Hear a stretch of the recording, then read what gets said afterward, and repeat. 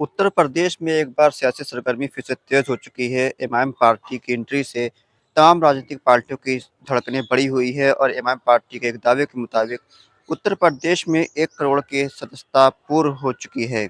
ऐसे में MIM party के प्रदेश अध्यक्ष ने एक ट्वीट किया जिसमें उन्होंने ये लिखा है कि दलित मुस्लिम करो विचार, कब तक सहोगे अत्याचार।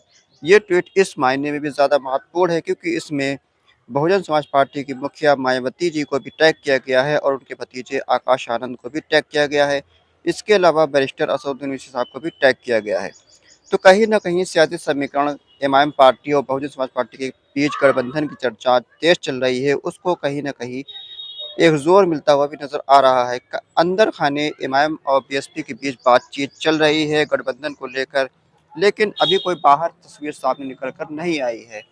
अगर एमआईएम पार्टी और बहुजन समाज पार्टी का गठबंधन उत्तर प्रदेश में हो जाता है, तो ऐसी परिस्थिति में समाजवादी पार्टी की मुश्किलें बढ़ना तय हो जाएँगी क्योंकि बहुजन समाज पार्टी और एमआईएम पार्टी के पास एक ऐसा सियासी गठजोड़ है, जिसकी ताकत अगर मिल जाए, तो उत्तर प्रदेश के अंदर किसी भी बड़ी पार्टी को चुनाव में मात दी जा सकती है। पिछले 10 सालों से उत्तर प्रदेश के अंदर भारतीय जनता पार्टी की सरकार है और योगी आदित्यनाथ इसके मुख्यमंत्री हैं। उनको लगभग 40-42% वोट मिलता रहा है। इसी तरह समाजवादी पार्टी दूसरे नंबर की पार्टी बनी हुई है, उसको भी तकरीबन 30-35-34% तक वोट मिल रहा है। लेकिन अगर बहुजन समाज पार्टी और वाम पार्टी मिल जाते हैं और इनका जो गठजोड़ है, राजनीतिक गठजोड़ है, जिसके माना जा रहा है कि ये दोनों वोट अगर मिल जाते हैं, तो 40 से 45% वोट ये पार्टियां ला सकती हैं। तो ऐसी परिस्थिति में भारतीय जनता पार्टी हो या फिर समाजवादी पार्टी हो, इन दोनों की मुश्किलें बढ़ना तय हैं।